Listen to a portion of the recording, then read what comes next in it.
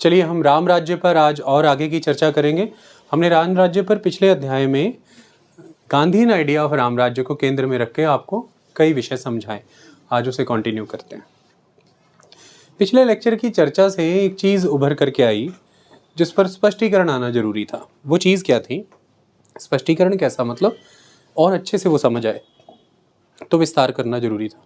वो चीज़ ये थी कि जो आइडिया ऑफ राम राज्य गांधी ने दिया है, उस राम राज्य के आइडिया में वो ये कहते हैं कि सॉवरेन जो हैं वो लोग हैं, the people are sovereign.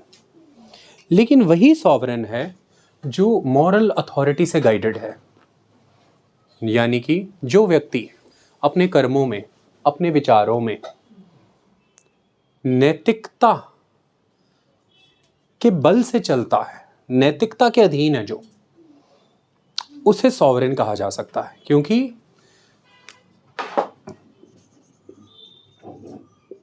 Moral authority के अधीन है अगर आप, तो you are sovereign, sovereign person.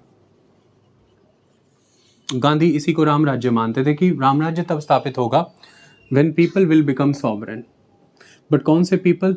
The people those who are guided by their moral authority. What do you mean by that moral authority? फिर ये सॉवरेन कैसे हुआ एक व्यक्ति? चलिए आपको उदाहरण के साथ स्थापित करते हैं।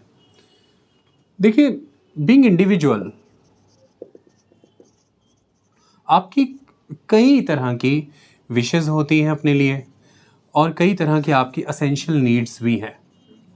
असेंशियल नीड्स में मैं सिंपली मान लेता हूँ कि जैसे सपोज कीजिए शिक्षा, रोटी, पानी, रोटी, कपड़ा, मकान, शिक्षा, ऐसी आपकी कुछ ऐसी ज़रूरी चीज़ें हैं, लाजमी ज़रूरतें हैं, ये एक चीज़ है।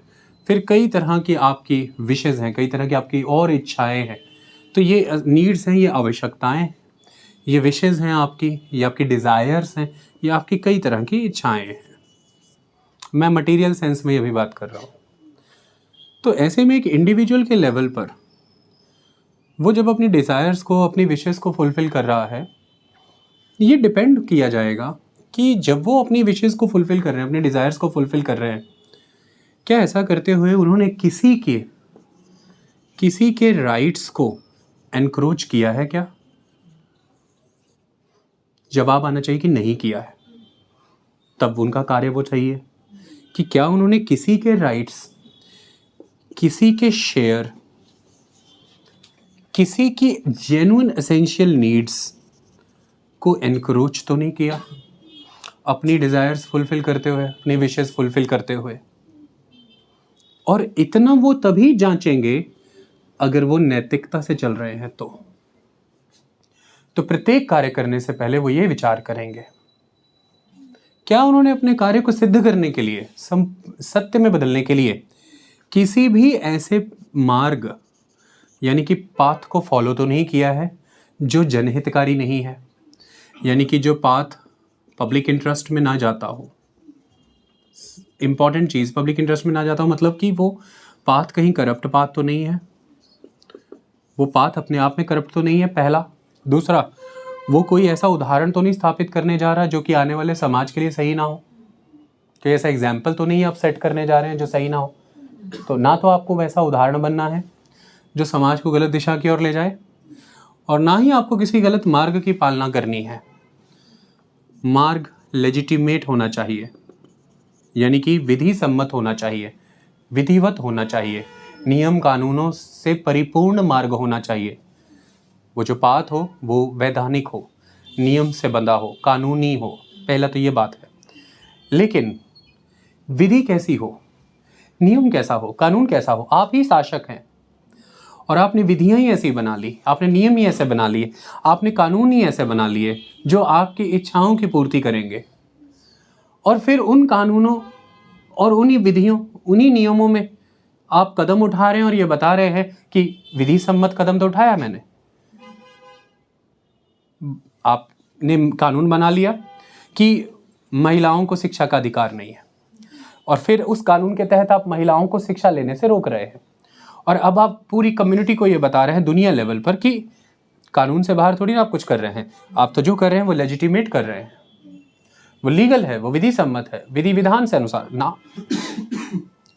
तो यहां पर ये जांचना जरूरी है कि क्या जो विधान, क्या जो मार्ग, जो नियम कानून आपने पालन करके अपने कार्य को अंजाम दिया है, वो मार्ग, वो नियम कानून नैतिकता से परिपूर्ण थे।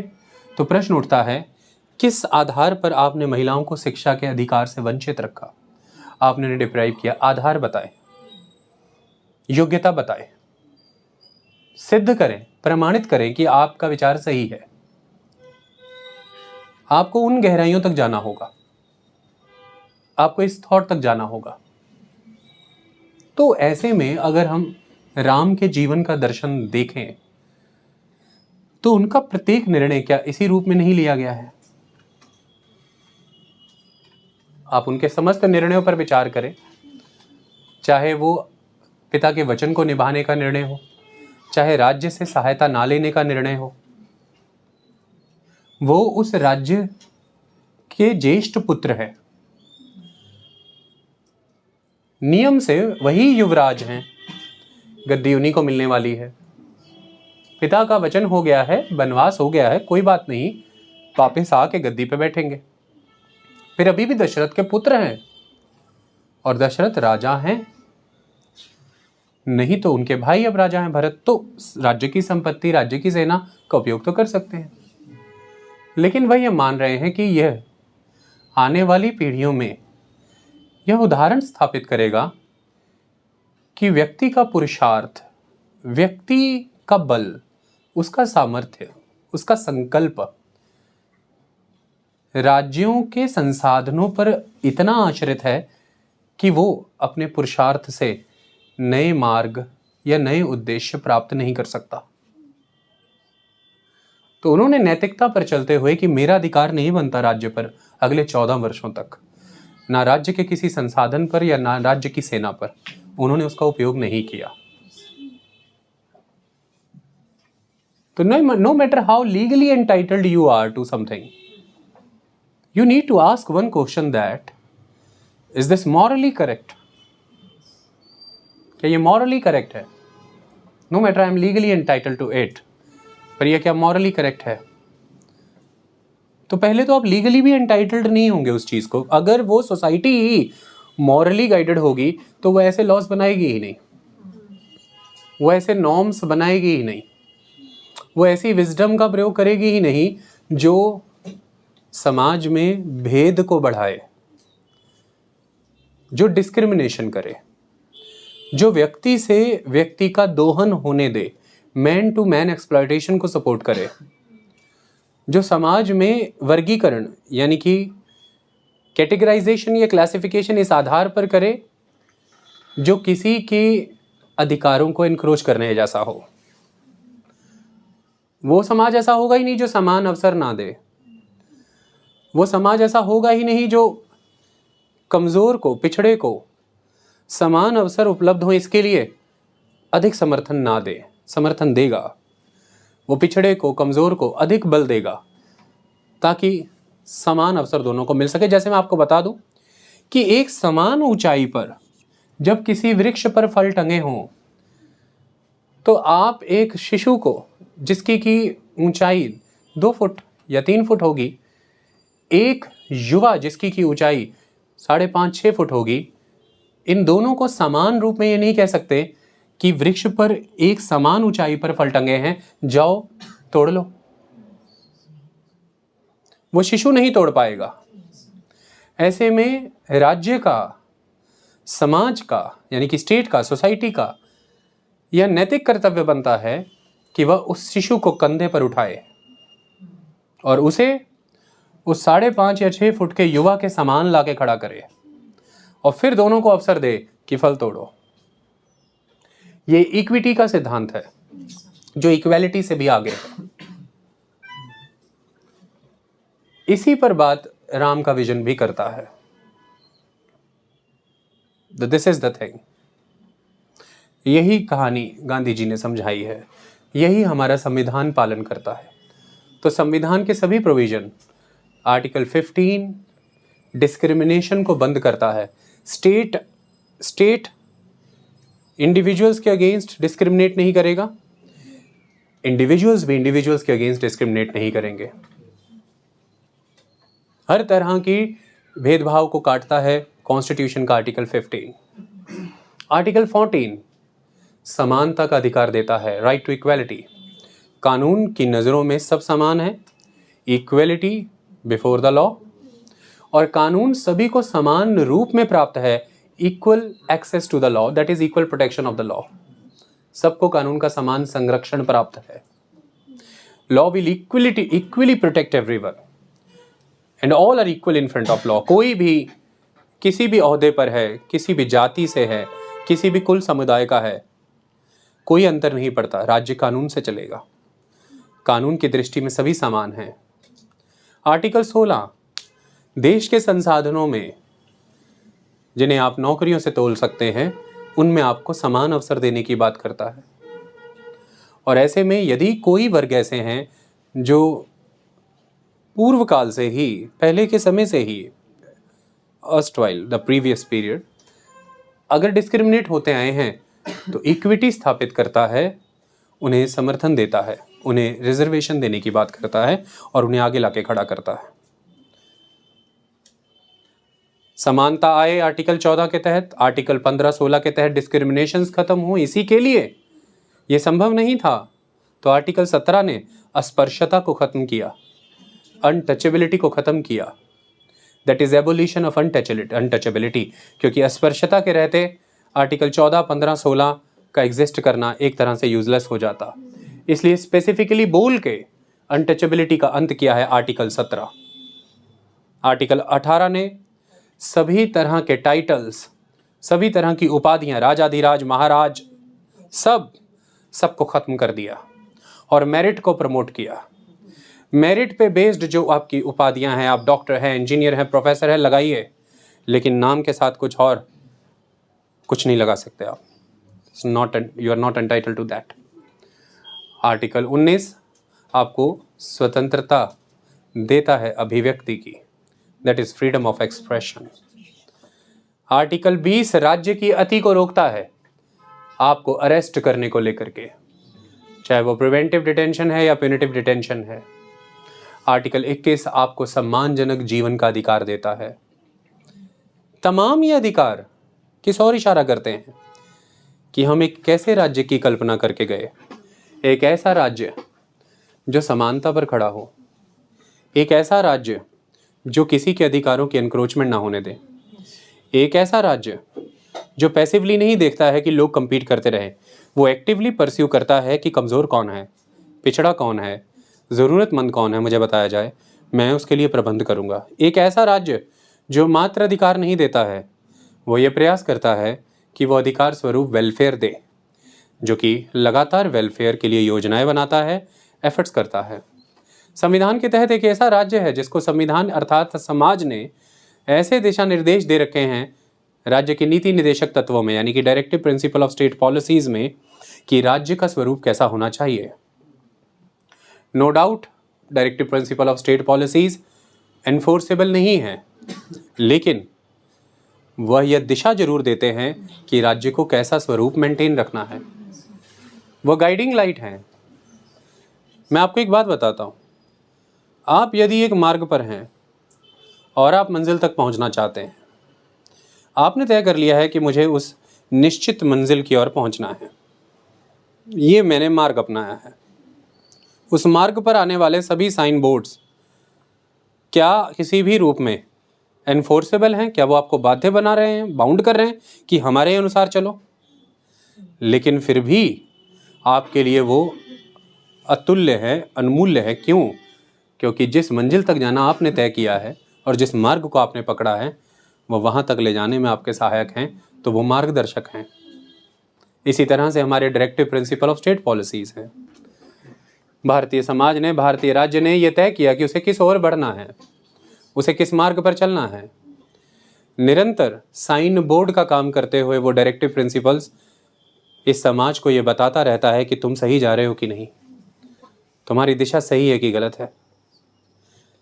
कहाँ से आए वो directive principle of state policy? कौन बताता है समाज को कि तुम सही हो कि गलत हो? कौन सी ध्वनि है वो? नैतिकता की ध्वनि है वो directive principle of state policy एक नैतिक समाज की आधारशिला। अगर मैं अभी उन्हीं का अंत कर दूं तो नैतिकता कहाँ है फिर, मुझे बताइए। उन्हीं directive principle of state policies में कहा था कि शिक्षा का अधिकार देना है। समाज में जब सामर्थ्य है, समाज ने उसे फंडामेंटल राइट आर्टिकल 21A के तहत दिया ही नहीं। ये सुनिश्चित किया कि समान रूप में भारत के सभी राज्यों में ये इसी अनुपात में सभी बच्चों को मिले। 2009 में राइट टू एजुकेशन एक्ट लाया गया उसके आधार पर, और आज कानूनी तौर पर वो फंडामेंटल राइट आप सबके पास उपलब्ध है। ये किसने कहा था? ये directive principle of state policies ने कहा था। राष्ट्रीय धरोहर को बचाना है, ये उसी ने कहा था। सामाजिक और अंतर्राष्ट्रीय संबंधों की रक्षा करनी है, उसी ने कहा था। एग्जीक्यूटिव को सेपरेट रखना है जुडिशरी से, ये किसने कहा था? उसी ने कहा था। क्यों कहा गया था? आप ही सजा दे रहे हैं और आप ही मार भी रहे हैं। ये कैसे चल रहा है भाई? ये क्या तरीका? पहले ऐसे ही होता था अंग्रेजों के समय में। वही पुलिस वाला अभी मार के गया है और कंप्लेंट भी उसी के पास करनी है और सुनवाई भी वही करेगा। ये तो जबरदस्त गजब चीज़ चल रही है भाई। वो अपने ही खिलाफ जाएगा? नहीं जाएगा। ये सभी फैसले जो उस directive principle of state policies में हैं, जो पिछड़ा है, जो गरीब है, उसको फ्री लीगल एड प्रोवाइड करना ताकि वो न्याय प्राप्त करने के लिए कानून तक पहुंच सके, ये प्रावधान उसमें क्यों रखे गए, ये पूछना है। महिलाओं के लिए मैटरनिटी लीव का सिद्धांत क्या कहता है? कि महिलाओं को समान अधिकार मिल सके पुरुषों के बराबर। यदि उन पर समाज का इतना बड़ा दायित्व है कि समाज के निरंतर प्रवाह के लिए, इस नस्ल के बचने के लिए, यदि उन्हें संतान पैदा करने की क्षमता ईश्वर ने दी है, तो ये समाज का दायित्व बनता है कि वो उसकी क्षमता का सम्मान करे। ये ना हो कि संतान पैदा करने की वजह से उसकी नौकरियां चली जा रही हैं, वो घर बैठ जा रही है। उसे भी अवसर मिले रोजगार का, वो भी अपने संपूर्ण राजनीतिक, सामाजिक, आर्थिक, सांस्कृतिक आयामों को पा सके।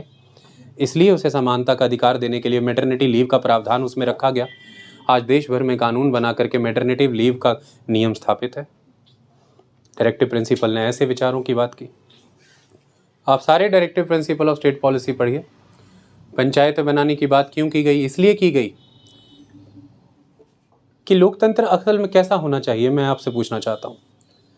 यदि हम राम के विजन की बात करें तो निर्णय किस प्रकार से होते हैं, ये बड़ी चीज़ है। निर्णय में सभी पहलुओं का समावेश होना चाहिए।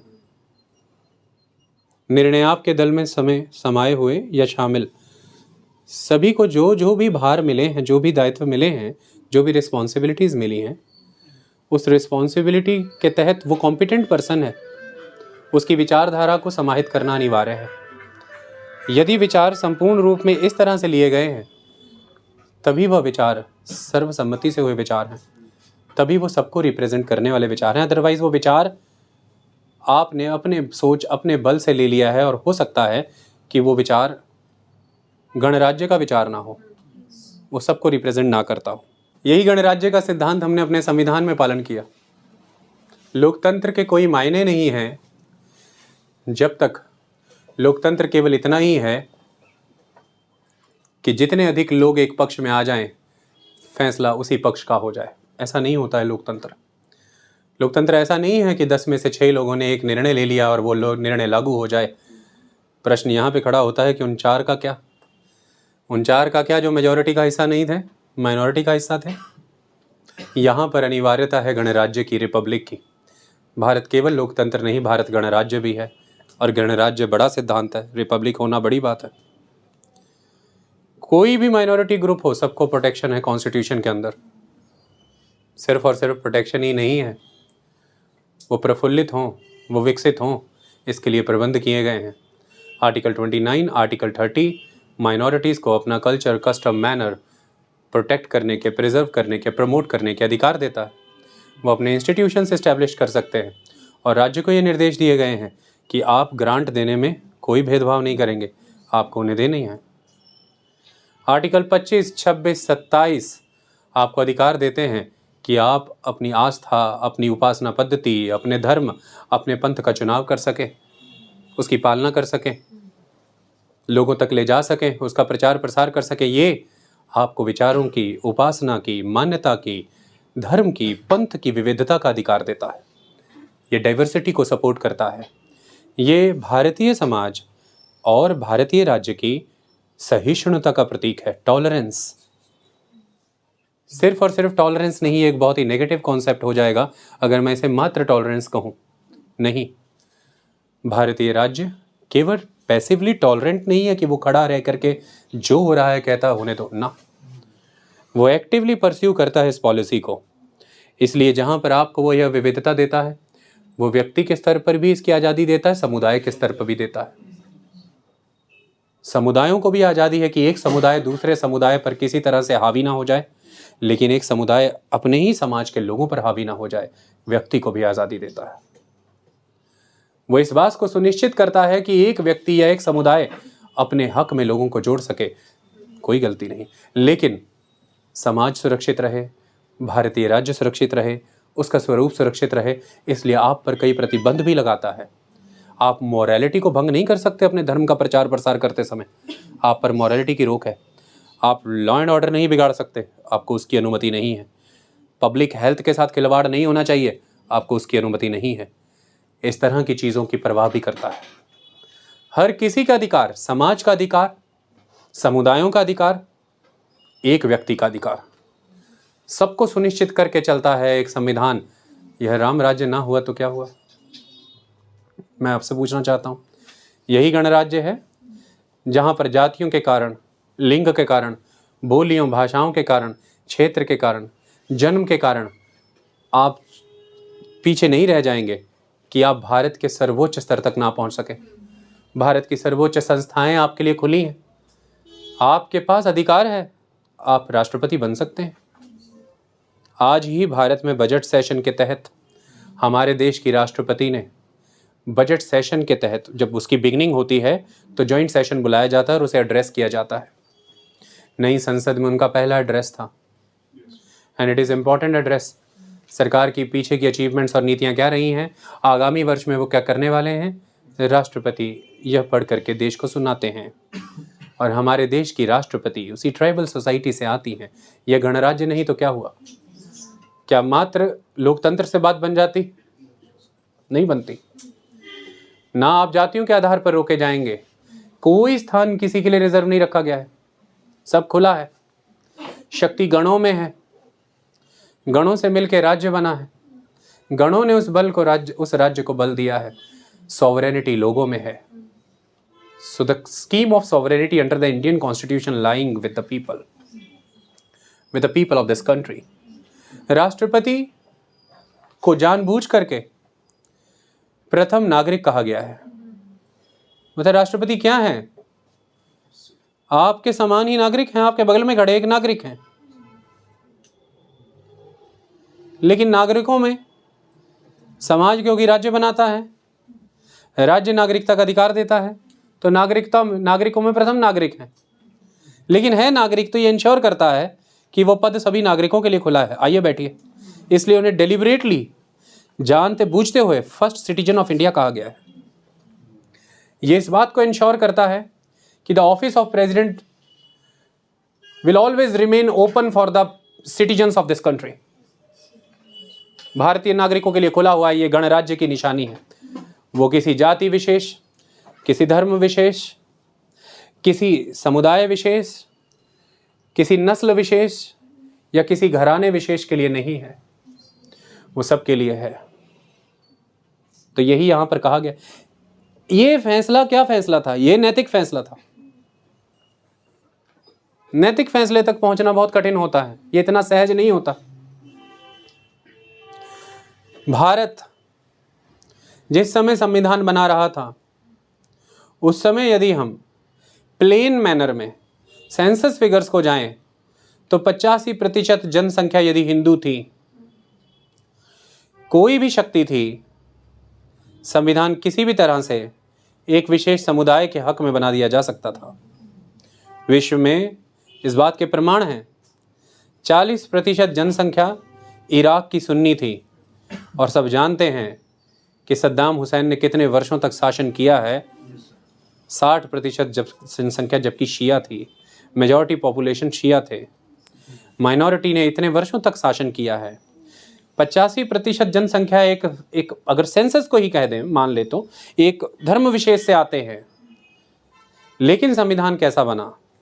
संविधान का चुनाव हुआ है कि वो लोकतांत्रिक होगा, वो गणराज्य पर आधारित होगा, वो सोशलिस्ट प्रिंसिपल्स को फॉलो करेगा और वो सेकुलरिज्म को की पालना करेगा। माइनॉरिटीज़ को संरक्षण दिए गए हैं, सेफगार्ड्स दिए गए हैं। क्यों? क्योंकि केवल उसे हिंदू समाज कहना बहुत बड़ा अपराध होगा। वो नैतिकता से परिपूर्ण हिंदू संस्कृति है जो भारतीय संस्कृति है। तो यह भारतीय संस्कृति का विचार ही है कि वो विविधता का समर्थन करती है, डाइवर्सिटी। यही है द राम राज्य, द आइडिया ऑफ राम राज्य। तो वो संविधान उस विचारधारा ने बनाया है जो विचारधारा सार्वभौमिकता में यकीन रखती है, यूनिवर्सलिज्म में बिलीव करती है, एक लिबरल सोसाइटी में बिलीव करती है, जो डाइवर्सिटी में बिलीव करती है, जो इक्वलिटी में बिलीव करती है, जो वेलफेयर स्टेट में बिलीव करती है, जो नागरिकों के सशक्तिकरण और एम्पावरमेंट में यकीन रखती है। ऐसे विचारों से सना भारतीय समाज ने वो संविधान बनाया है। और भारतीय समाज में ये विचार हमेशा से चले आते हैं। और अगर ये विचार एक कमरे में यदि 10 लोग हैं और आप ये कहते हैं कि एक घर में यदि 10 लोग हैं, 10 सदस्य हैं, और आप ये कहते हैं कि इस घर के विचार बहुत अच्छे हैं, तो मान लीजिए कि उस घर के 8 लोगों के वो विचार है, 2 लोगों के विचार उससे कुछ अलग हैं। तो उस घर के विचार तो असल में उस घर के मेजॉरिटी सदस्यों के ही विचार हुए। उस घर के जो विचार आपको बड़े अच्छे लग रहे हैं वो उस घर के मेजॉरिटी सदस्यों के ही विचार हुए। तो इसी तरह से यदि भारत का संविधान बहुत अच्छा है, यदि भारत की विचारधारा बहुत अच्छी है, तो भारत में जो एक मेजॉरिटी कम्युनिटी है, हम कैसे कह दें कि ये उसका विचार ना था? हम कैसे कह दें कि उसकी विचारधारा ना थी? और भारत की वो जो मेजॉरिटी कम्युनिटी है, क्या ये विचारधारा, क्या ये थॉट उसी पे आश्रित है?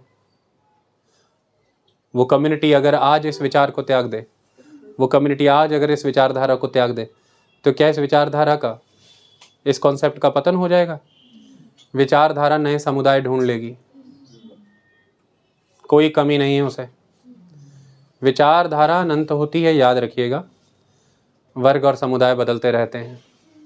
विचारधारा उस ऊर्जा की भांति है जिसे अनेक कैरियर मिलते ही रहेंगे। भारतीय सोच में, भारतीय विचार शक्ति में वो विचारधारा समाहित है। भारतीय भूमि में जो वासी हैं वो उसी विचारधारा से पल्लवित होके उस विचारधारा को आगे संरक्षण देते हैं। पहले तो वो स्वयं पल्लवित हुए हैं उस विचारधारा से, पहले तो वो स्वयं उससे विकसित हुए हैं। तो आप जिस चीज़ से पल्लवित और विकसित हुए हो, आप उसे संरक्षण कैसे ना देंगे? मैं आपसे पूछना चाहता हूँ। आप उसे यकीनन सहेजेंगे, आप उसे यकीनन बचाएंगे। तो इसमें क्या बड़प्पन था कि हमने संविधान गणराज्य पर आधारित बनाया? वो तो हमारी आवश्यकता ही थी। हम आज दिन तक जिस विचार से पल्लवित हुए, हजारों वर्ष पुरानी हमारी संस्कृति जिन विचारों के कारण खड़ी है, हम उन्हें हमारे नए राज्य में कैसे समाहित ना करते, हम उन्हें कैसे ना सहेजते? क्या आप नहीं सहेजेंगे? जिस धरोहर ने आपके अस्तित्व को बचाया हो, क्या आप उसे संभालेंगे नहीं? भारतीय विचारधारा केवल भारतीय विचारधारा नहीं, वो भारत की धरोहर है। वो हमारा एक हेरिटेज भी है, वो हमारा वे ऑफ लाइफ तो है ही, हमारी प्रैक्टिसेस तो है ही, लेकिन वो हमारी कुंजी भी है जिसे हम संभालते हैं। और संभालने के लिए सबसे विशिष्ट और शक्तिशाली यदि कोई दस्तावेज हो सकता था तो वो संविधान ही था। हमने संविधान के माध्यम से नए राज्य की स्थापना के लिए उन सभी विचारों को इंस्टीट्यूशनलाइज कर दिया। कौन से विचार? जो नैतिकता के बेंचमार्क पर क्वालिफाई हुए। समुदाय के द्वारा अपनाए गए सारे विचार तो संविधान में नहीं आए। क्या संविधान में सती प्रथा है? हो सकता है एक अच्छा खासा दल उसे मानता हो। क्या संविधान में विधवा के पुनर्विवाह की कोई बात नहीं है? संविधान में संपूर्ण अधिकार है, पर हो सकता है एक बड़ा खासा समाज विधवा के पुनर्विवाह के खिलाफ हो।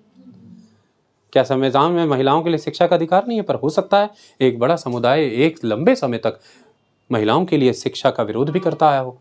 बात यही है कि भारतीय संस्कृति, भारतीय समाज में जो लक्षण नैतिकता के लक्षण है वो नश्वर है, वो लक्षण शाश्वत सा लक्षण है। जो लक्षण किसी की सनक से पैदा हुए हैं, जो लक्षण किसी के निजी हित को सर्व कर रहे हैं सिर्फ, और वो जनहित में नहीं है, जो लक्षण भारतीय संस्कृति की परिपट्टी पर खरे नहीं उतरेंगे, उनका जितना प्रचार कर लिया जाए, उन्हें जितना मनवाने का प्रयास कर लिया जाए, उन्हें अंत होना ही है। हमेशा होते ही रहे हैं, हो ही रहे हैं, आगे होते रहेंगे। किसी भी समय में किसी विचार का बोलबाला जरूर हो सकता है, लेकिन ये इस बात को सिद्ध नहीं करता कि उसकी आयु कितनी होगी। आयु उन्हीं नैतिक विचारों की है जो अब तक जीवित है, और वो विचार यही है कि मानव को मानव से प्रेम करना है, हमें सहिष्णु चरित्र अपनाना है, हमें सत्य की राह पर चलना है। इन सभी विचारों को कंसिडर करें तो हम मॉरल अथॉरिटी के अधीन आते हैं। हम पत्ते तोड़ने से पहले ये विचार करते हैं कि क्या वृक्ष, सर्दियों के दिनों में जो हमें धूप नहीं मिल रही, तो क्या वृक्ष हमारे हेतु ही है? क्या आज इन्हें पूरी तरह से, यदि पंजाबी में कहते हैं छंगवा देना या हिंदी में कहते हैं छांट देना, यदि आज इन्हें छांट दिया गया तो क्या घोंसले बर्बाद ना हो जाएंगे? क्या ये वृक्ष हमारे लिए थे, पक्षियों के लिए नहीं थे? क्या उन पर ऊपर नीचे आ रही गिलहरियों का जीवन उससे जुड़ा नहीं था?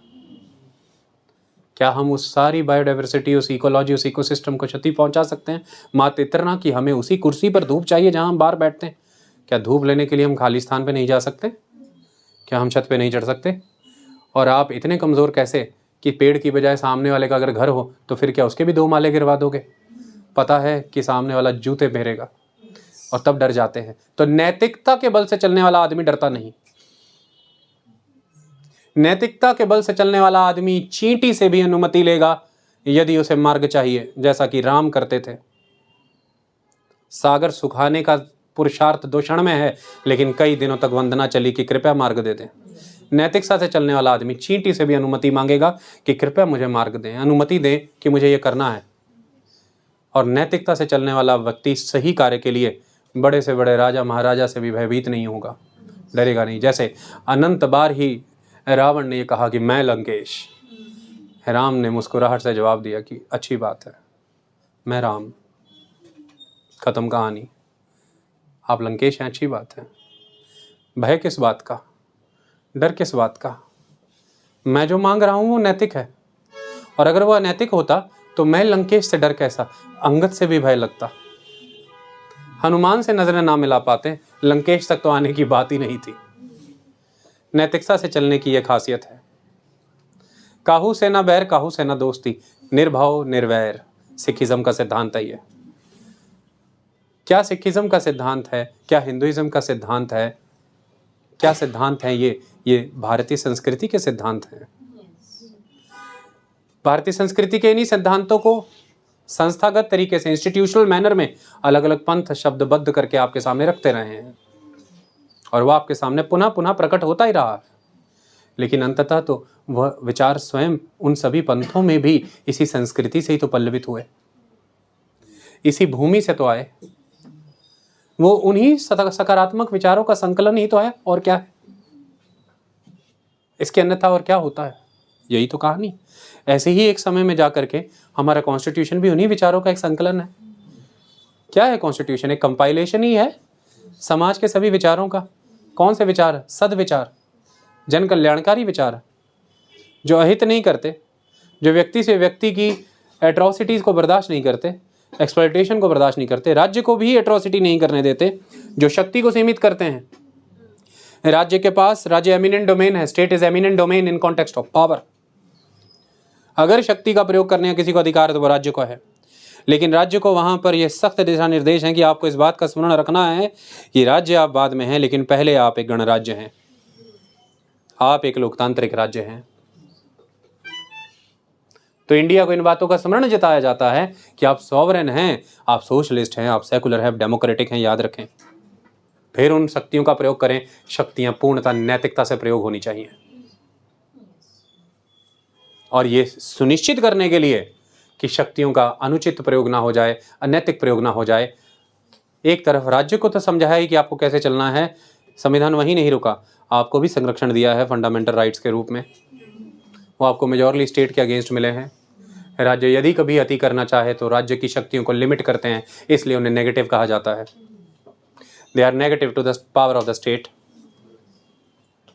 दे are negative to the will of the state. State can not go with the whims and the fancies. State must abide by the rule of law. कानून का राज है और वह अनुचित नहीं हो सकता। जंगल राज नहीं हो सकता कि शक्तिशाली कमजोर का दमन कर ले।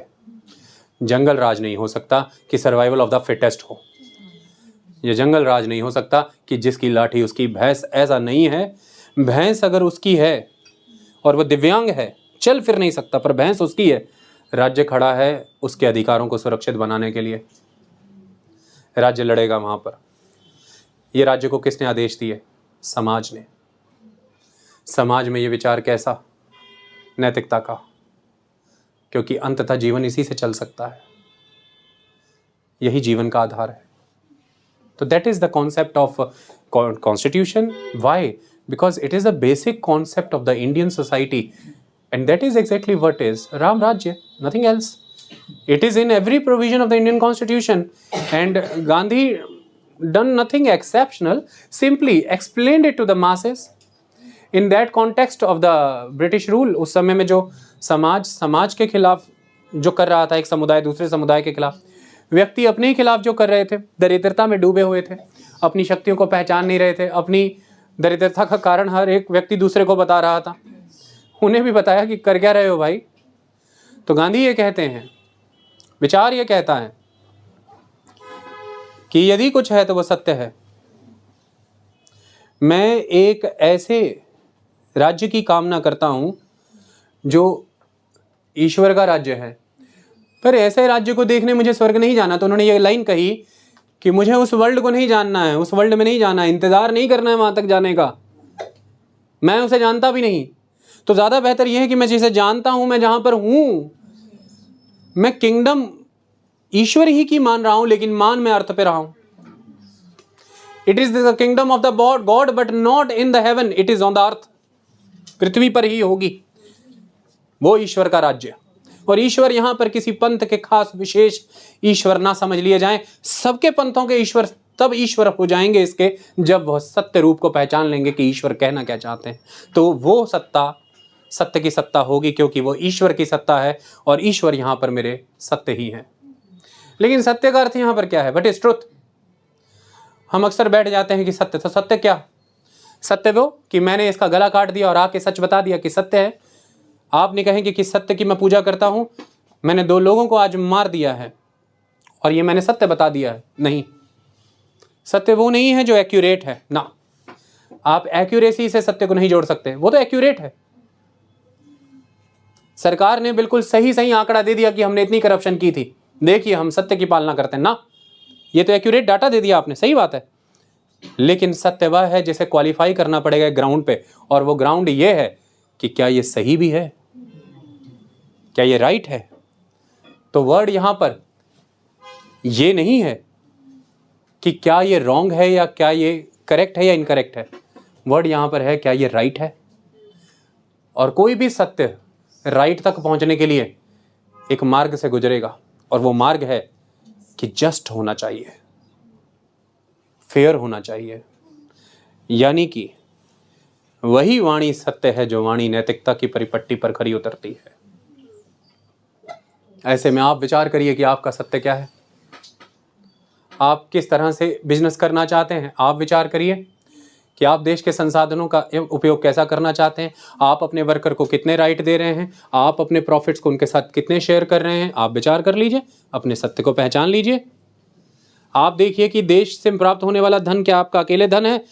क्या आपको देश की धरोहर देश को वापस नहीं करनी चाहिए. उन्होंने ट्रस्टीशिप का कॉन्सेप्ट चलाया कि जब ये देश की धरोहर है, आपके परिवारों तक, आपकी आने वाली पीढ़ियों तक सीमित कैसे हो गई. देश का खून पसीना बहा इसमें. तो उन्होंने ये कहा कि मैं आजीवन ये मानता हूं, देश की संस्कृति ये मानती है, भारत की जड़ों में ये विचार है. और वो विचार क्या है? Hold on to the truth. सत्य पर खड़े रहो, अडिग रहो, सत्य पर टिके रहो. और सत्य पर टिके रहना किस बात? अब स्वयं को आग्रह करते रहो कि सत्य में जीना है. नैतिक जीवन। सामने वाले के सामने आग्रह करते रहो कि सत्य से चले, और वो ये कहते हैं कि सत्य ही खोज रहे हो, सत्य ही पाना चाहते हो, तो सत्य की खोज असत्य के मार्ग पे कैसे हो जाएगी? ट्रुथ ही फाइंड आउट करना चाहते हो और अनट्रुथफुल मैनर में। सबसे नैतिकता की उम्मीद लगा रहे हो अनैतिक चरित्र रखते हुए। खुद के लिए नैतिक नतीजे चाहते हो, सिविल सर्विसेज क्रैक हो जाए अनैतिक दिनचर्या की पालना करके। वर्ल्ड से दी बेस्ट नैतिक कंटेंट चाहते हो कि सबसे accurate contact, fact, data, concept, pre mains, interview सब क्लियर जैसा मिले, एक अनैतिक जीवन पालन करते हुए पुरुषार्थ क्या करते हो बताओ? तुम सुबह उठने समय अलार्म के साथ कितने सत्य थे बताओ पहले? क्या तुम्हारी अनैतिक इंद्रियों ने तुमको दबा नहीं लिया? क्या तुम्हें नहीं पता तुम छात्र धर्म में हो इस समय? क्या तुमने हर वो पार्टी फंक्शन जहां तुम्हारा जाना अनिवार्य नहीं था, क्या तुमने उसे अटेंड नहीं किया? और देश के सैनिकों से तुम्हारी उम्मीदें ये हैं कि इन्हें तो नैतिक रहना चाहिए था, लड़ाइयां लड़ रही हैं बॉर्डर पे और ये घरों पे बैठे हुए छुट्टियां मांग के, तब क्रिटिसिज्म करने में तुम सबसे आगे रहोगे। यहां लड़ाई लगी पड़ी है एग्जाम की और तुम दे दे गेड़ा, 99 मेरी है। ये हंसने की बात नहीं है, ये सोचने की बात है। बस दूध से स्नान भीतर ही हो जाता है अगर हम सोच लें इस विषय में। बात सिर्फ सत्य तक पहुंचने की है। तो गांधी कहते हैं कि सत्य किससे मांग रहे हो? सत्य की तलाश कहां कर रहे हो? और सत्य का मार्ग अनैतिक होके असत्य पे चल के सत्य तक पहुंच रहा है, क्या गजब आदमी है। तो गांधी कहते हैं सत्य की प्राप्ति सत्य के मार्ग पे चल के होगी। मार्ग भी सत्य, उद्देश्य भी सत्य, मंजिल भी सत्य। जब संपूर्ण सत्य होगा, यही संपूर्ण नैतिक जीवन है। जब प्रत्येक व्यक्ति इससे चलित होगा तो ऐसे व्यक्ति को हमेशा यह भाव रहेगा कि वह स्वयं प्रभु है, प्रभु सत्ता उसी में समाहित है। ऐसे चल रहा समाज एक्सप्लॉयटेशन नहीं करेगा, इसमें वर्चस्व स्थापित करने की होड़ नहीं होगी, यह किसी के साथ अहित नहीं करेगा, यह अनैतिकता नहीं करेगा। और जब ऐसा नहीं होगा, जंग कहाँ होगी? युद्धों का क्या स्थान रहेगा? शायद ना रहेगा। तो आप ये नहीं कह सकते कि सर जब युद्ध होगा तब तो लड़ाई लड़नी पड़ेगी, सब जब युद्ध होगा तब तो हिंसा करनी पड़ेगी। हिंसा अहिंसा इतनी नैरो नहीं है कि आपने किसी को मारा ये हिंसा है और नहीं मारा तो ये अहिंसा है। आप अपनी एनवी, अपनी जेलसी से हर रोज हिंसा कर रहे हो। प्रतिपल आप दूसरे की प्रगति और तरक्की को देख करके कुंठित हो। प्रतिपल आप लोगों को जज कर रहे हो, ये कुंठा ही हिंसा है। प्रतिपल आप अपनी बर्बादी के लिए जिम्मेदार समाज को ठहरा रहे हो विचार किए बिना, और अपनी प्रत्येक प्रगति के लिए आप डंके की चोट पे कह रहे हो कि आपने अपने दम पर किया। आप अपने हार्ड वर्क, अपनी मेहनतें और अपने लिए सही फैसलों का गुणगान कर रहे हो। सक्सेस आपका तो फेलियर औरों का कैसे? ये कैसे हो सकता है? कृतज्ञता का कोई भाव ही नहीं, कृतज्ञता का कोई भाव ही नहीं, लेकिन गाली गलौच भरपूर। यह जीवन सत्य जीवन नहीं है। तो हिंसा केवल हिंसा ऐसी नहीं है कि आपने किसी को थप्पड़ मारे, तमाम हिंसा है। आपने नियमों को तोड़ा है, यह हिंसा है। आपने अपने परिवार के प्रति जो धर्म ना निभाया वो हिंसा है। आपने छात्र धर्म ना निभाया वो हिंसा है। राष्ट्र धर्म ना निभाया तो यह हिंसा है। आपने यदि किसी के संसाधनों पर नजर रखी है तो यह हिंसा ही है, ये सही नहीं। तो अपनी ज़रूरतों को पहचानना, अपनी ज़रूरतों को पहचानना, जीवन में अपनी शिक्षा से चीज़ों को अर्जित करना, किसी के अधिकारों का हनन किए बिना, किसी के भी शेष बचे भाग को उससे छीने बिना, उन चीज़ों को प्राप्त करना जो आपको लगता है कि तर्कसंगत है, प्राप्त करनी है। तो गांधी ये नहीं कहते कि राज्य को प्रगति नहीं करनी, राज्य को बहुत आगे जाना, अर्थव्यवस्था में पहले रैंक की जीडीपी बन जाना है दुनिया में, बहुत अच्छी बात है। लेकिन ऐसा करते हुए इस बात का ख्याल रखा जाए कि उस जीडीपी का लाभ समाज में किसको है। क्या धन कुछ उद्योगपतियों तक सीमित कर दिया जाना चाहिए? गांधी फिर यहाँ इसकी खिलाफत करते हैं कि सामाजिक न्याय होना चाहिए, सोशल जस्टिस। ये गांधी का समाजवाद है। गांधी कहते हैं कि ग्रामीण विकास होना चाहिए। गांधी कहते हैं महिलाएं एंटरप्रेन्योर बननी चाहिए, वो चरखा चलाने की विधि सिखाते हैं। गांधी कहते हैं कि ग्रामीण इलाकों में शिक्षा पहुंचनी चाहिए। गांधी कहते हैं कि ग्राम स्वराज्य यानी कि राजनीति ग्रास रूट लेवल तक पहुंचाओ, पंचायतें स्थापित करो ताकि गणराज्य पूरा बन सके। क्योंकि जब तक प्रत्येक जन भारत का गांव गांव तक शिक्षा नहीं, गांव गांव तक केवल रोजगार नहीं, गांव गांव तक सड़कें ही नहीं, गांव गांव तक इंफ्रास्ट्रक्चर ही नहीं, गांव गांव तक पॉलिटिक्स पहुंचानी जरूरी है, पंचायतें बनानी जरूरी है। इसलिए इसे directive principle of state policy में रखा गया, ऑर्गेनाइजेशन ऑफ पंचायत, और हमने फाइनली इसे 1990s में अचीव किया। ये क्यों है? गणराज्य को पूरी तरह स्थापित करने के लिए। महिलाओं को आरक्षण दिए गए, महिलाएं आगे आई। मौजूदा सरकार, जो कि इस समय केंद्र में हमारी सरकार है, प्रधानमंत्री नरेंद्र मोदी, उन्होंने संसद में भी महिलाओं को आरक्षण देने के लिए बिल पास करवाया। एक स्तर आगे बढ़े हम, ये अधिकार सुनिश्चित किए गए। ये है सत्य। तो सत्य वो जो राइट है, राइट वो जो सही, जो नैतिकता पर चलकर, जो जस्ट है। ऐसे सत्य के साथ आप हमेशा खड़े रहें, आप शक्तिशाली हैं। ऐसे में ना तो किसी पर नजर है, ना किसी का हिस्सा मारने की इच्छा है, ना ही ऐसी कोई भूख है जो मिट ही नहीं रही। आवश्यकता अनुसार जितना का जरूरी वाजिब बनता है, आप उतना अपने लिए कमाते जाते हैं। That's all.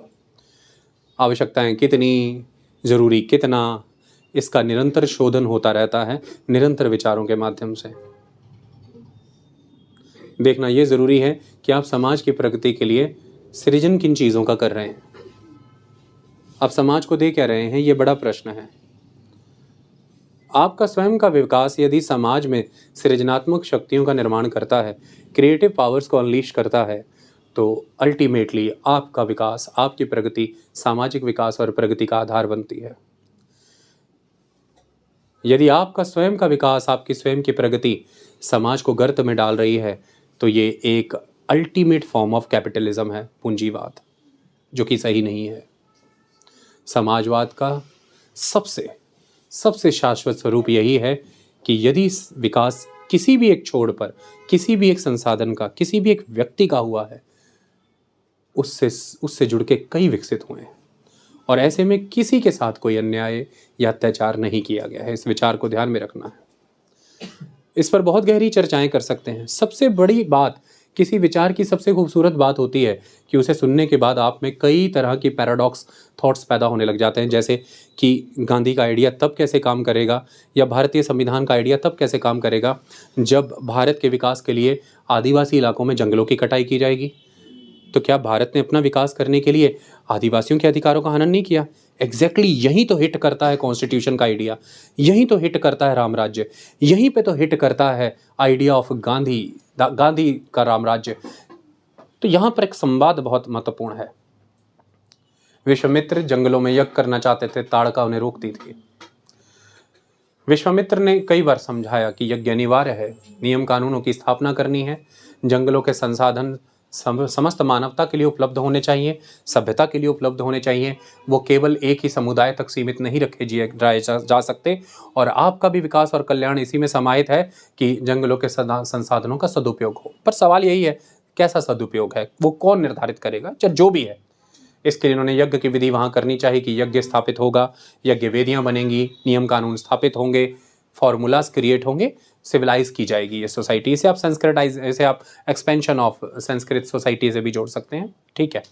लेकिन मेन एलिमेंट वहाँ पर दशरथ से कह करके राम को सुरक्षा और संरक्षण के लिए बुलाया गया कि यज्ञ संपन्न कराना आपका दायित्व है।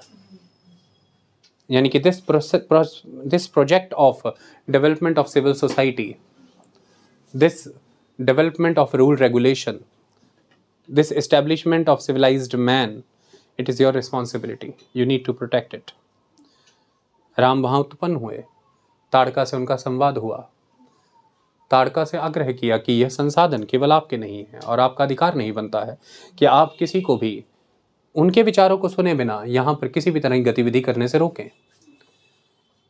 जब ताड़का से उनका पक्ष पूछा गया कि आप जंगलों पर अधिकार किस फलस्वरूप देखती हैं, आप इनका क्या उपयोग करना चाहती हैं, तो ताड़का के उत्तर ये कहते थे कि जंगल बस हमारे हैं, दैट्स ऑल। उपयोग अनुपयोग तक हमारा कोई विचार रहता नहीं, जंगलों पर हमारा एक अधिकार है और हम उन जंगलों का जैसे चाहे प्रयोग कर सकते हैं। तो तब उन्हें बताया गया कि नहीं, समाज इस तरह से स्थापित नहीं होता, समाज में संवाद की आवश्यकता है, आपको संवाद करना चाहिए। जब अंततः बात नहीं बनी तो उस विचारधारा का अंत हुआ, ताड़का का वध हुआ। इसी तरह से ये आइडिया ही इतने स्ट्रांग होते हैं कि यहां पर एक डिबेट होती है। जब तक डिबेट ही, ये आइडिया ही ना हो तो भी तो किसी नेशन की डेवलपमेंट के लिए जंगल कटेंगे ही, लेकिन वहां पर वो स्पेस ही नहीं है, वहां पर वो स्कोप ही नहीं है, वहां पर वो प्लेटफॉर्म ही नहीं है कि ये विचार किया जाए कि किस हद तक जंगलों का कटना जायज़ है, या ये विचार किया जाए कि क्यों काटे जा रहे हैं जंगल, या ये विचार किया जाए कि नतीजतन पहुंचेंगे कहाँ इतने जंगल काट के, या ये विचार किया जाए कि कौन सी प्रगति, यदि आर्थिक प्रगति कोई है भी तो कौन सी, किस सीमा तक, और उसके लाभ किस तक पहुंच रहे हैं, या जिनके अधिकारों का अभी हनन होगा इन जंगलों के कटने से, उनके अधिकार कैसे सुनिश्चित किए जाएं, उन्हें कैसे संरक्षण दिया जाए, राष्ट्र की जरूरतों को ध्यान में रखते हुए राष्ट्र के विकास हेतु उन्हें भी कैसे सम्मिलित किया जाए। ये विचार ही तो तब पैदा होते हैं जब आपके भीतर विरोधाभास पैदा होते हैं, पैराडॉक्स, डाइकोटॉमीज। और विरोधाभास तो तभी पैदा होते हैं जब भीतर ऐसे विचारों का प्लेटफॉर्म बनाया जाए कि अपना अपना पक्ष रखो ना, संवाद का स्थान है। संवाद ही नहीं, मैंने कह दिया तो हो गया, मेरा वचन ही है शासन, खत्म, जंगल तो वहां भी कटेंगे। इन्हीं विचारों के तहत शेड्यूल 5 और 6 की एंट्री हुई। इन्हीं विचारों के तहत पीसा कानून के तहत पंचायतें उन इलाकों तक पहुंची जिन्हें हम आदिवासी इलाके कहते हैं, वरना ना पहुंच पाती। इन्हीं विचारों के तहत हमने उनके लिए ऑटोनोमस ट्राइबल काउंसिल्स बनाई हैं। इन्हीं विचारों के तहत हमने राज्य की शक्तियां उनके इलाकों में सीमित की, जैसे कि राष्ट्रपति के अधिकारों को सीमित करना, गवर्नर के अधिकारों को सीमित करना, चुनी हुई केंद्र और राज्य की सरकारों के अधिकारों को सीमित कर देना। ना तो आइडिया होता, ना इस मेरिट पर बात होती कि जंगल किस हद तक काटने जायज़ हैं, अधिकार किस किस के हैं उस पर, जल जंगल जमीन क्या है, ये सब ना होता, फिर जो करता करते। तो मैं मानता हूं कि विरोधाभास भी पैदा तब होते हैं जब उसको पैदा होने के लिए रीजनिंग दी जाती है, आपको एक विजडम आप में दी जाती है, और उस रीजनिंग और विजडम से चलें आप, इसके लिए एक प्लेटफॉर्म ऑफर किया जाता है। ना तो मैं आपको कोई रीजनिंग दूं, ना पढ़ाऊं लिखाऊं, ना मैं कोई विजडम दूं, ना कोई आइडिया सिखाऊं, और फिर आपको मैं कहूं कि विरोध करो। आप कहें किसका, कोई विचार ही नहीं तो विरोध क्या। एक मिनट रुको, रुको, चेक करते हैं व्हाट्सएप यूनिवर्सिटी पे क्या आया है, वो बोलेंगे। ऐसा नहीं है, ऐसा नहीं है। हर वो व्हाट्सएप, हर वो इंस्टाग्राम एक यूनिवर्सिटी बन सकता है, क्योंकि यूनिवर्सिटी ढांचों से नहीं बनती, प्लेटफॉर्म उनसे बनता है जो उस प्लेटफॉर्म में सम्मिलित होते हैं। अगर हम इस जुमले को एक जुमला ही मान रहे हैं, ये भी हमारे ही पिछड़ेपन की निशानी है कि एक इतना विकसित समाज, दुनिया का सबसे बड़ा मुल्क जनसंख्या के आधार पर, क्यों नहीं उस व्हाट्सएप को वाकई में एक यूनिवर्सिटी बना सकता है? क्यों नहीं वो उसे एक संवाद का क्षेत्र बनाए? क्यों नहीं वहाँ पर वो टॉलरेंट रह करके चर्चाएं करता है? क्यों सहिष्णुता नहीं है? क्यों आप इतने इंटॉलरेंट हैं? ये भी तो एक विचार है। क्यों नहीं तर्क को ढूंढने की कोशिश की जाती है उसे बंद कर? क्यों नहीं तर्क तक पहुँचने के प्रयास किए जाते हैं? क्यों नहीं राइट फैक्ट इस्टेब्लिश करने की कोशिश होती है? ये बड़ा सवाल है। तो कॉन्स्टिट्यूशन के अंदर चाहे जनजातियाँ हैं, शेड्यूल ट्राइब्स हैं, चाहे शेड्यूल कास्ट हैं, चाहे अदर बैकवर्ड क्लासेस हैं, चाहे वुमेन हैं, तमाम, चाहे युवा हैं, चाहे वृद्ध हैं, सबके लिए आपको ये प्रयास दिखेगा कि सबको एम्पावर करने का, राज्य के विकास में सबको शामिल करने का, समाज में सबकी संस्कृति को आगे लाने का एक प्रयास है। कोई कॉन्स्टिट्यूशन किसी भी एक समय में, किसी भी एक पॉइंट पर on the scale of time and space एक पूरी तरह से कंप्लीट नहीं होता है। पूरी तरह से आप उसे कम ऐसा नहीं कह सकते कि ये इस समय में पूरी ओके है, नहीं। लेकिन हर वो कॉन्स्टिट्यूशन दुनिया का दी बेस्ट कॉन्स्टिट्यूशन है जो हर एक मिनट, हर उस स्पेस में ये वचन करता है कि जितने भी वाजिब बदलाव है हम करने को तैयार है, मूल सिद्धांतों को साथ लेते हुए। भारतीय संविधान इस विचार के साथ आज दिन तक चल रहा है, इसलिए बेहतरीन है। इसलिए नहीं कि आप ये देखें कि उसने कितने कितने कंप्लीट प्रोविजन दे दिए हैं, इसलिए कि वो हर बार ये एक्सेप्ट करता है कि बदलते समाज की ज़रूरतों के मुताबिक शायद मैं इस पॉइंट पर इतना इनकम्प्लीट हूँ and I am ready to complete myself. आइए और मुझ में संशोधन करिए, लेकिन ध्यान रखिएगा समाज बदल इसलिए पा रहा है, प्रगति इसलिए कर पा रहा है क्योंकि इसके आधार में संविधान स्वरूप मैं खड़ा हूँ, यानी कि मैं देश के मूल विचार हूँ।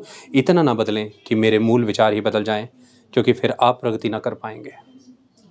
ये विचारधारा ही तो राम राज्य और क्या है? ये हमारी देश की विचारधारा है भाई। भक्ति आंदोलन को देखिए, आपको क्या लगता है ये बहुत बड़ी बात हुई, ये जो हमने कॉन्स्टिट्यूशन में सबको इमेंसिपेट करने के प्रोविजन रखे हैं? चलिए मैं आपसे एक बात पूछता हूँ, सिखों का ग्रंथ है गुरु ग्रंथ साहिब, क्या भक्तों की वाणी नहीं है उसमें? क्या रैदास यानी कि रविदास की वाणी नहीं है उसमें? किसने जोर डाला होगा सिखों के गुरुओं पे कि वो उनकी वाणी रखें? मैं आपसे पूछना चाहता हूँ, क्या किसी ने जोर डाला होगा? जोर किसी ने नहीं डाला। गुरु ग्रंथ साहिब किस चीज का प्रतीक है? वो देश में उस समय तक समाहित नैतिकता की पराकाष्ठा पर खड़े सभी बिंदुओं का संकलन। अब वो बिंदु किसी के भी मुखारबिंद से प्रकट हुए हों, वो शामिल है। यही तो संविधान कहता है, ऑल इनकम्पैसिंग है, सबको इमेंसिपेट करता है। देश की सभी विचारधाराएं जो कि सद्गुणी हैं वो यही तो करती हैं, इसके अलग कहाँ जाती होंगी? मैं आपसे पूछता हूँ, राजा राम मोहन रॉय जिन्होंने सती प्रथा के खिलाफ इतना कैंपेन लड़ा, भारतीय संस्कृति में ही थे। भारतीय संस्कृति के उस लिबरल एटीट्यूड ने ही उनमें वो विचारधारा रची कि अगर वो वेस्टर्न लेवल या वर्ल्ड लेवल पर पृथ्वी पर कहीं भी हो रही विकासशील प्रगति को देख करके अगर कुछ सीख पा रहे हैं तो सीखा। भारतीय ही ग्रंथों को जाकर समझा, पढ़ा और टटोला और उनके बिंदुओं को पुनः उजागर किया लोगों के सामने कि भारतीय ग्रंथ और भारतीय संस्कृति तो ऐसे थे ही नहीं, इनमें कुछ बदलाव हुए हैं जो कि सही नहीं है। That's all. विवेकानंद क्या कहते रहे? Service to the humanity. मोक्ष पाना है तो ये करो, और क्या करना है? और कॉन्स्टिट्यूशन क्या कहता है? यही तो कहता है। That's all. तो सत्य का अर्थ यहाँ पर इतना सीमित नहीं है कि आप सत्याग्रह के अर्थ को इतना समझ लें कि सत्याग्रह मतलब बस खड़े हैं, बस कोई भी आपकी तरफ आ रहा है तो आप उसे रेजिस्ट कर रहे हैं। It is not the passive resistance, this is the idea given by the English people, the Britishers. Gandhi ji को एलर्जी थी इस शब्द से पैसिव रेजिस्टेंस। गांधी जी कहते हैं no, it is not passive resistance, क्योंकि अगर किसी में सत्य की जोत जग गई है और अब उसे सत्य की पिपासा है, सत्य की लालसा है, तो वो कैसे पैसिवली बैठा रहेगा? वो तो एक्टिवली परस्यू करेगा उस सत्य को स्थापित करने के लिए। जैसे अगर आप गलती से भी कभी कन्विंस हो गए हैं कि पेड़ कटने नहीं चाहिए और ऐसे में कॉलोनी में पेड़ कट रहे हैं और आपको आवाज़ आ गई कमरे में, आप इस सत्य के बचाव के लिए बैठे थोड़ा ना रहेंगे कि जब मेरे पास पूछने आएंगे कि पेड़ काटे कि ना काटे मैं तब मना करूंगा। आप एक्टिवली परस्यू करेंगे, कॉलोनी में बाहर रख के निकलेंगे और सबसे कहेंगे कि पेड़ क्यों काट रहे हैं, तर्क क्या है आपका, कैसे काट रहे हैं। आप जंगल विभाग से बात करेंगे, आप जंगलात विभाग को मेल करेंगे, कॉल करेंगे और बुलाएंगे कि ये लोग गैरकानूनी तरीके से पेड़ काट रहे हैं, क्योंकि पेड़ काटना गैरकानूनी है। ये एक्टिवली परस्यू किया आपने, और ये ताकत किसने दी आपको? सत्य ने, क्योंकि आप कन्विंस्ड हैं कि आप जो कर रहे हैं वो सत्य है। नदियों को बचाने वाले सभी एक्टिविस्ट, जंगलों को बचाने वाले सभी लोग, समाज को बचाने वाले सभी लोग, संविधान की रक्षा करने वाले सभी लोग, ये सभी एक्टिविस्ट इसलिए हैं क्योंकि एक्टिवली परस्यू करते हैं ये अपनी कन्विक्शन को। ये कोई पैसिव नहीं है। तो सत्याग्रह पर चलने का अर्थ केवल ये नहीं है कि आप बैठे रहें, कोई एक थप्पड़ एक गाल पे मारे तो दूसरी आगे करो। नो, आप आगे बढ़ें, सत्य के विचारों को रखें, और उसके लिए आप इतने रेडी हैं मेंटली, स्पिरिचुअली, फिजिकली और इमोशनली कि आप वहां पर खड़े हैं कि whatever punishment you want to inflict on me, come and inflict on me, I will embrace those punishments with a smiling face. I have this level of strength because I am convinced with the cause. मैं पहचान गया हूं कि सत्य क्या है। तुम अत्याचार कर रहे हो, तुम नाटक करते हो कि तुम कहते हो कि तुम भारत में लोकतंत्र बनाने आए हो, तुम ये कहते हो कि तुम सिविलाइज करने आए हो हमारे नेटिव्स को ना, तुम भर रहे हो अपनी अपनी हवेलियों को, तुम पैसा विदेश ले जा रहे हो, भारत को लूट रहे हो, तुम भारतीयों को डिवाइड कर रहे हो और ये मैं करने नहीं दूंगा।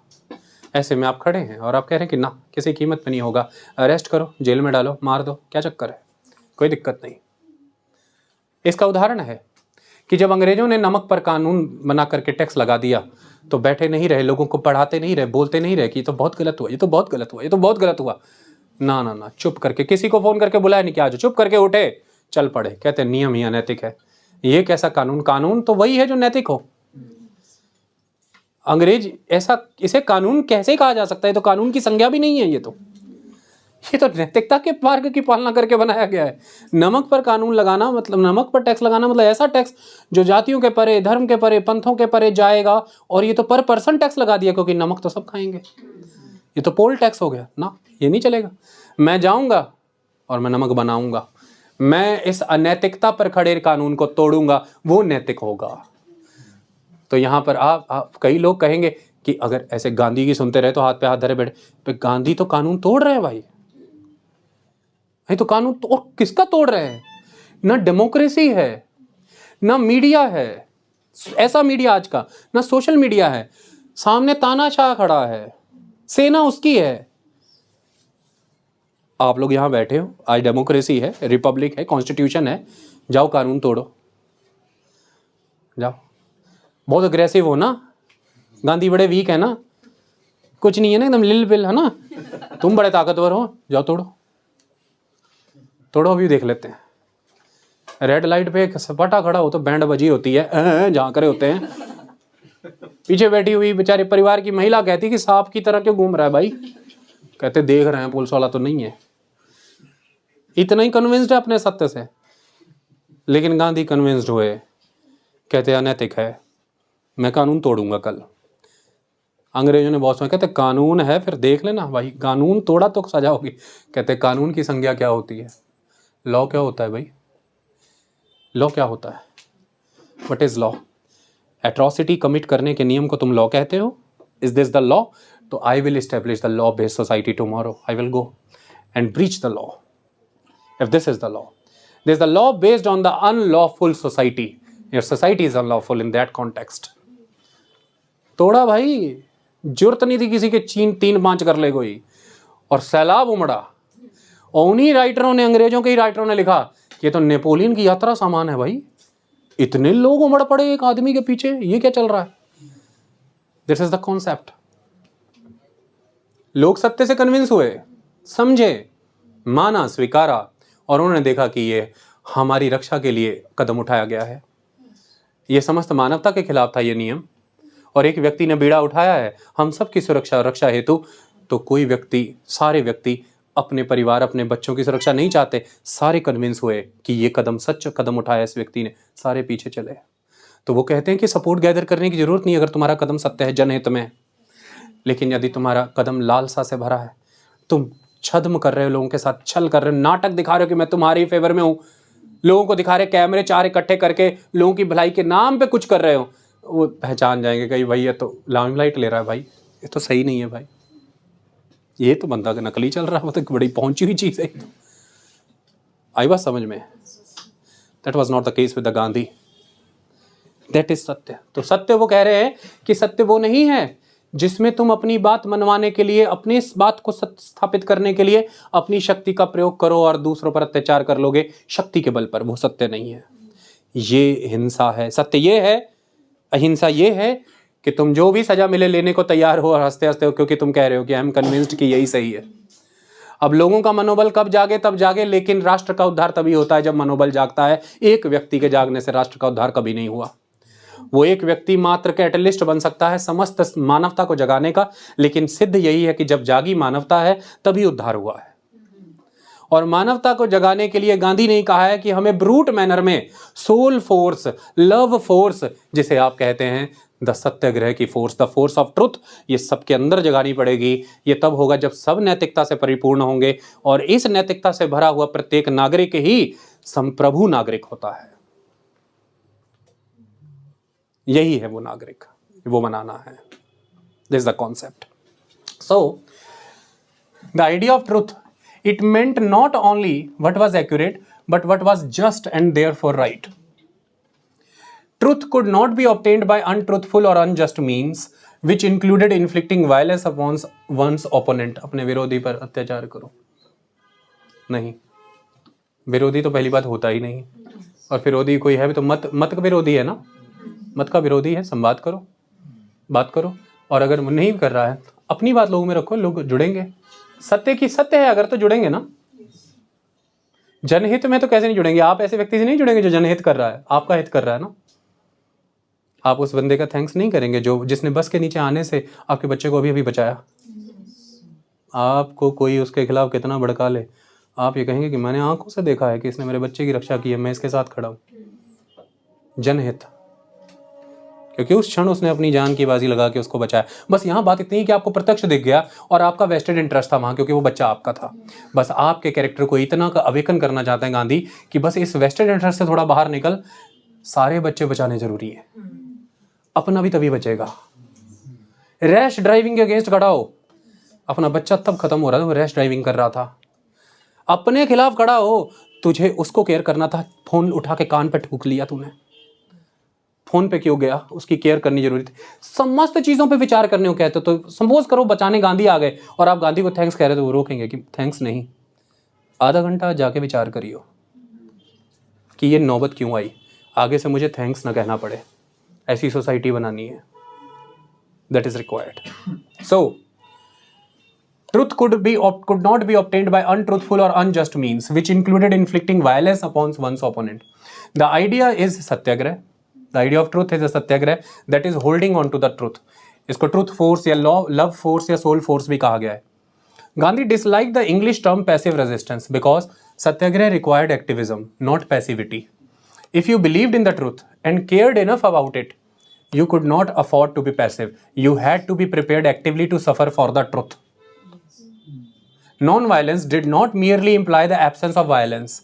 Non-violence was the way to vindicate the truth, not by infliction of suffering on the opponent, but on oneself. It was essential to willingly accept punishment in order to demonstrate the strength of one's convictions. The idea of Hinduism of Gandhi was open, eclectic, and accepting of differences, that is liberal Hinduism. It is well suited to managing the diversity of India. And that is the deeply rooted idea of India. If it is the idea of Hinduism, it is the idea of India. It is the idea of Bharatvarsha. Then how can other person will deny that it is not the idea of Rama? It is the idea of Rama Rajya. And that's why it is the idea of the Indian Constitution. Bharatiya Samaj, भारतीय राष्ट्र अपने वजूद से जुदा कभी नहीं हो पाएगा, बस आपको ये याद रखना है। और हमारे वजूद में ये सत्य है। थोड़ी देर के लिए उस पर कोई भी चीज़, कोई भी मिट्टी छा सकती है, लेकिन उसे उड़ना ही है। उसे दूर करने कभी कोई आएगा। कभी गुरु नानक आए थे, कभी बुद्ध आए थे, कभी जैन आए थे, और कभी हमारे मॉडर्न पीरियड के रिफॉर्मर्स आए थे। सब आते रहेंगे, उन मूल्यों पर चढ़ चुकी उन मिट्टियों को हटाते रहेंगे और पुनः उजागर करते रहेंगे। सोसाइटी रिफॉर्म होती ही रहेगी, रिवाइव होती ही रहेगी। आइडिया ऑफ राम राज्य का अध्याय 2 खत्म किया। ज़्यादा इसलिए नहीं लंबा किया, बाकी ड्यूटी आपकी है। आप मंथन ज़्यादा करें, विचार ज़्यादा करें। Thank you so much.